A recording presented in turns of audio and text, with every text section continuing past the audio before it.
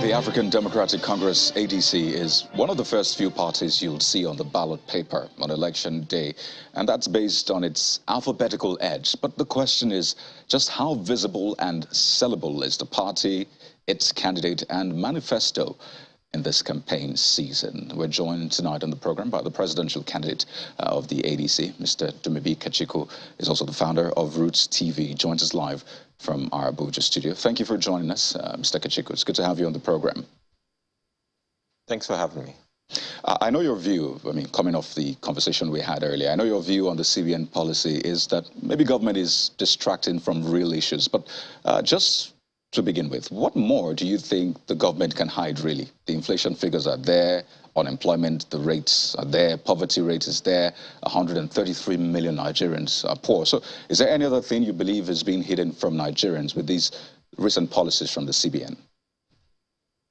It's very simple. A few weeks ago, a lot of people didn't notice that there was this fake news going around town that, from some news organization purported to be Reuters, but it wasn't Reuters.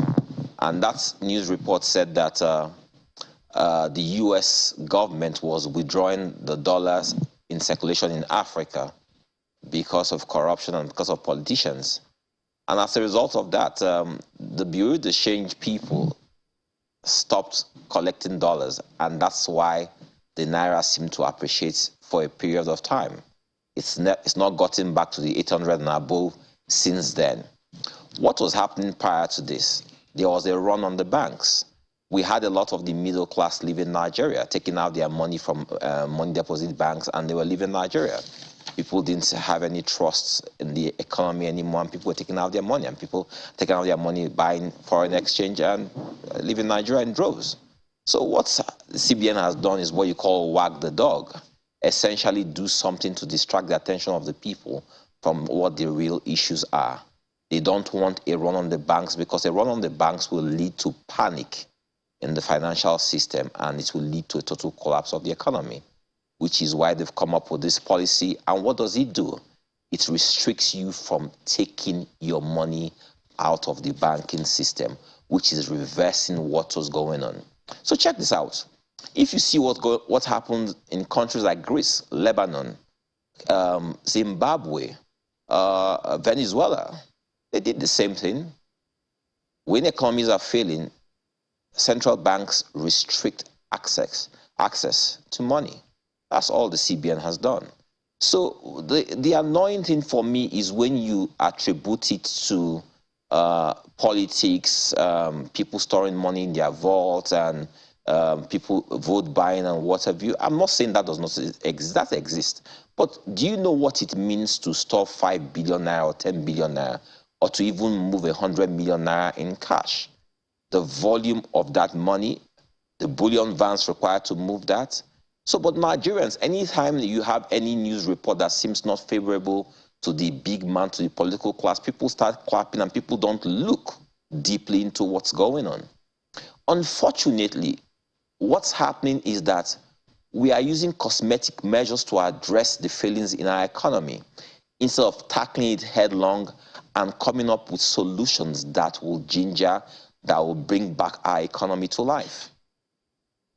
So let's dovetail into your own plans, your policies. I started off the program by saying that's the goal of politics, to have sound policies to better the lives of the people. So let's maybe envision your first few months in office if you were to win this election. And this is particularly on the economy, the issues you have raised off of this recent CBN policies.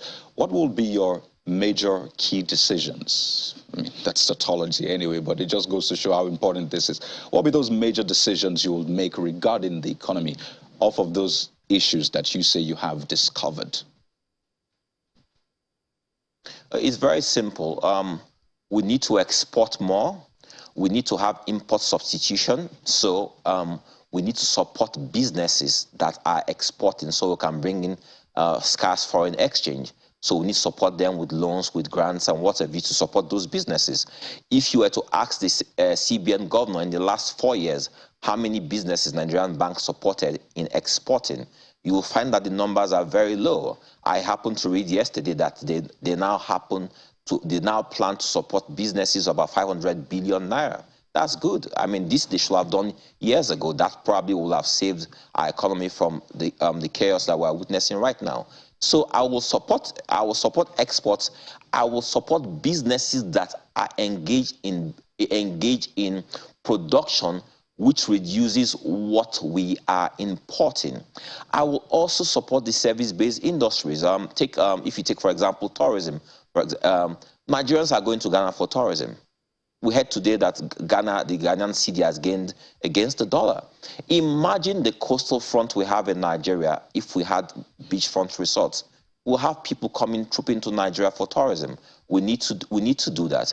We need to support agriculture. Agriculture should no longer be something we all say, oh yes, Nigeria needs to stop being a monofocal economy and we need to start looking at agriculture. What should we do about agriculture? We need to take agriculture from subsistence farming to agripreneurship. We need to start looking at the business of agriculture. Farmers are some of the richest people all over the world. Nigerian farmers are some of the poorest people. So what should we do with the farmers? Support them with farm service centers close to them. We need to give them the tools, implements. We need to have agro-processing parks so that whatever they produce, they have people who are direct off-takers. We need to now start exporting finished food products. We use that. We have to look at the farm-to-fork model within Nigeria and export finished food products across Africa and to the rest of the world. We need to start again looking at healthcare. Nigerians are going to India and other parts of the world for medical tourism. Why can't medical tourism happen in Nigeria? We need to reverse the ugly trend where we have our doctors, our medical professionals living in Nigeria. We need to bring them back. Most economies all over the world, everybody understands that for you to keep your economy strong, you need to focus on the middle class. Unfortunately, in Nigeria, we've left our middle class unattended, and they are the people who sustain the economy. Those are the people who are leaving to do a master's overseas, who are leaving to find greener pastures overseas. We need to start building world-class communities all over Nigeria, not just Lagos, Abuja, and Port Harcourt. We need to start ensuring that cities all over Nigeria are world-class cities that can attract the middle class so that people don't have to leave their communities, their states, and everybody headed to Lagos and Abuja and suffocating the infrastructure we have in those places. We need to also start seeing how we can support SMEs in Nigeria. Right. SMEs also form part of the middle class. In Nigeria, the hardest thing for any SME to get is a loan. For you to get a loan in Nigeria today, you find it's extremely difficult. Sometimes you have to produce your parents. We need to make it easier for these people. I was just listening to something today about Kenya, something that they call a hustle fund, where Kenyans were able to access small loans for them to do startup businesses or for them to get by. We need to do things like this in Nigeria to help our people. Right. Finally, we need to understand in Nigeria that... Sorry. Yeah, pardon me. I just wanted to come in because you've talked about quite a number of things regarding the economy, but it's always good to maybe try to differentiate what plans you have as a candidate and what is already playing out, perhaps in this current administration, or what previous governments have tinkered with so Nigerians can weigh them.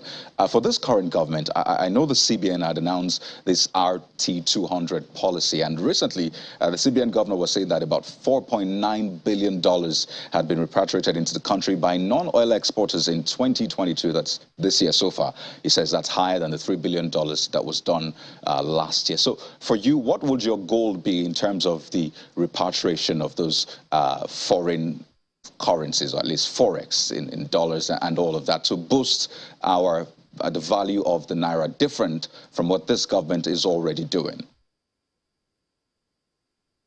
$4.2 billion is a joke considering the Nigerian nation. A country of 200 million people, where you have 1 in every 4 black persons all over the world happens to be a Nigerian, so most people say. And we're talking about repatriating $4 billion. The Indian economy is supported by Indians outside of India. And we're talking about $4 billion. That's a drop in the ocean compared to what's possible. So what would you project then? Do you know that countries like the Republic of Benin, Ghana, that they have clearly cut policies to export labor, low-cost labor. So in Nigeria, we have people who are doing what we call carpentry, electrical work, POP, and what have you, from all these countries. It's a clear policy from their governments to export this labor across Africa. And these people are repatriating funds back to their country. In Nigeria, we have all these people. We won't even begin to train them, not talk of exporting these people across the rest of Africa. Yes, we are trading in different parts of Africa, but we need to start exporting skill sets. Okay, quite a number of issues. Not just top-notch skill sets, but low skill sets that will help our economy. Right. I mean, there's a lot of issues to raise with you, but just quickly, if you say $4 billion, for example, is a joke, what would your goal be? My goal would be to triple that. So that would be what, $12 billion in a year? So tell you what, right?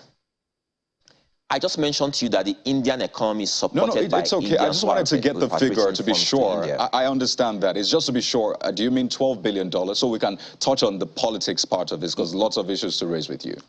Yes. $12 billion. Correct, yes. $12 billion.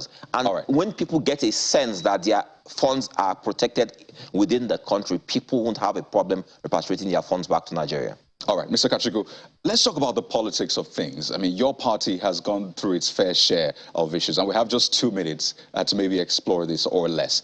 Have you been able to resolve the leadership issues? Because, we just saw Mr. Nwosu speaking, carrying on as the chairman of the party. I know that you've had Mrs. Akwashiki also saying interim leader. So what is the situation with that? Because I know that that's going to impact either positively or negatively on your candidacy. So we have that issue within the party. INEC so far seems to have played a diabolical role in how it's managing this issue, but the issue is before the courts. The courts will shortly rule on this and hopefully will put this matter to bed. Again, we have to thank you so much for your time. Lots of issues to raise, but we'll definitely be doing this in the coming days. After all, we have 74 days to the coming elections. But Mr. Dumebi Kachikwu, the presidential candidate of the ADC, thank you so much for your time. And looking forward to do this again with you soonest. Thanks for having me.